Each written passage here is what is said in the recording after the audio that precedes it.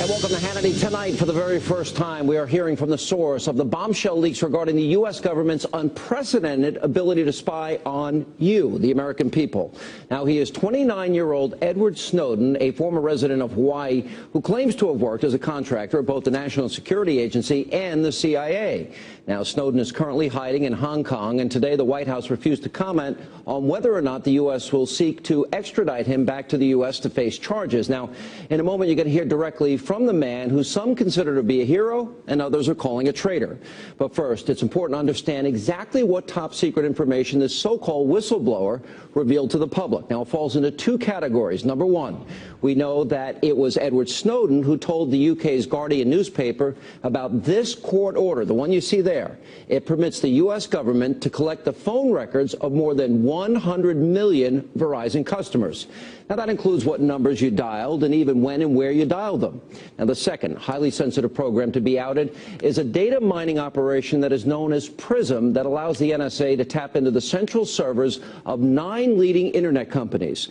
Now, this is one of several classified slides obtained by the Washington Post explaining how it all works. Now, on the left, you can see the list of service providers and websites that are being targeted. Now, those include Microsoft, Google, Yahoo, Facebook, and many others. On the right side is a list of all the personal information that can be extracted.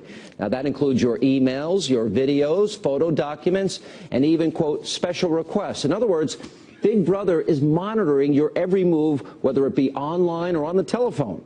Now, as I mentioned earlier, the individual responsible for leaking the existence of these two constitutionally questionable spy programs has now come forward, and he spoke to the Guardian newspaper yesterday. Let's take a look. The NSA specifically targets the communications of everyone. It ingests them by default. It collects them in its system, and it filters them, and it analyzes them, and it measures them, and it stores them. Any analyst at any time can target anyone. But I, sitting at my desk, certainly had the authorities to wiretap anyone from you or your accountant to a federal judge to even the president if I had a personal email. I think that the public is owed an explanation. When you are subverting the power of government, that's a fundamentally dangerous thing to democracy. All right, pretty chilling. Now, before I bring in my first guest, let's talk about why this story, why is this important to you? Number one, this is America, and as law-abiding American citizens, you have a right to privacy. Number two, these actions by the Obama administration are a clear, very clear violation of the Fourth Amendment, which prohibits unreasonable search and seizure. Number three, the Constitution. It is our rule of law. If we do not respect and honor the Constitution, then anarchy and tyranny will there follow. Joining me now with reaction, Kentucky Senator Rand Paul. Senator, good to see you. Welcome back, sir. Good to be with you, Sean. And if you see the president, can you give him a message? Well, I'll be seeing him sometime later. Yeah. Yeah. Here's the message for the president. I'm in Philadelphia. He doesn't need to look at my phone records. I'll just go ahead and let him know where I am tonight in case he's looking for me. Okay. The only place they won't be able to find you is on MSNBC. Oh, sorry. All right. Now, let me ask you on a serious question. Let me see if I got this right. The government is snooping on every American watching this program, every American, and they've been resistant to say, like, Fort Hood is a war on terror. They won't use the T word for terrorism, but apparently they're looking up T for Tea Party. I think these are connected in as much as they say a lot. What are your thoughts? Well, you know, the first objection obviously is the Bill of Rights, as you said. Really, you have a right to privacy, and they shouldn't be allowed to look at your records unless they think you've committed a crime.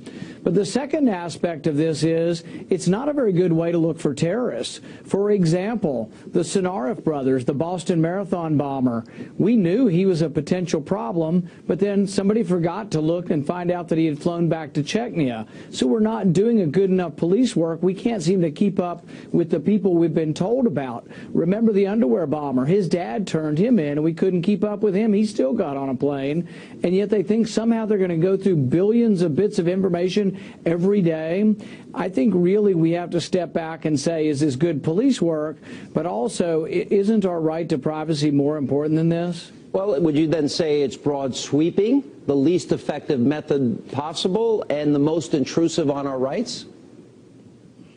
Yeah, and I think the thing is that really, this is what our founding fathers fought the revolution over. At least one of the points is they objected to general warrants. These were warrants that didn't specify who was going to be searched, so the British soldiers could go from house to house. Now we're going from computer to computer, not of people who are suspected of being terrorists, of every American. They're going through 1 billion phone calls a day, and from your phone records, they can track your movements. That's why I was joking about telling the president I'm in Philadelphia, because I called my wife earlier so they can ping that, and they'll know that I'm actually in Philadelphia tonight. And really, do we really want them tracking our whereabouts? That's funny, but honestly, it's not that funny. Let's take a look. And the president, as a candidate, and had a lot of things to say about this, that he wouldn't do this. Let's remind people of the things that he promised.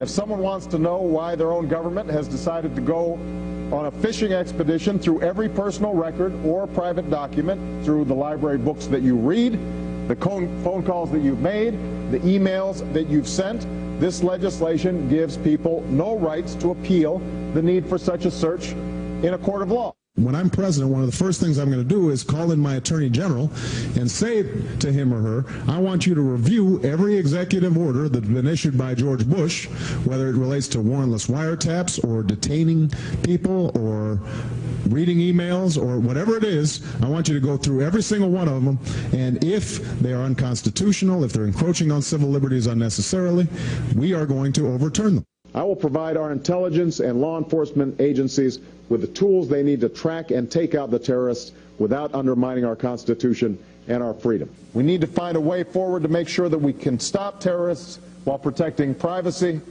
and liberty of innocent Americans. As for our common defense, we reject as false the choice between our safety and our ideals. Senator, did he fulfill those promises? Well, see, this is why the American public has such a low regard for politicians. It's utter, frank hypocrisy.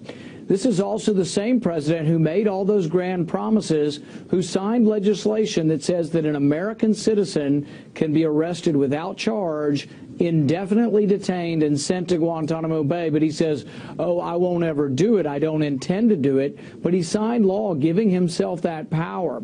So he says a lot of good things, and he sounds good, but he doesn't really seem to mean anything that he says. And that kind of hypocrisy is why Americans are so fed up with Washington. Senator, the Director of National Intelligence back in March, James Clapper, told the Senate Intelligence Committee that the NSA did not collect data of millions of Americans. I want to air this and see if you think this is true.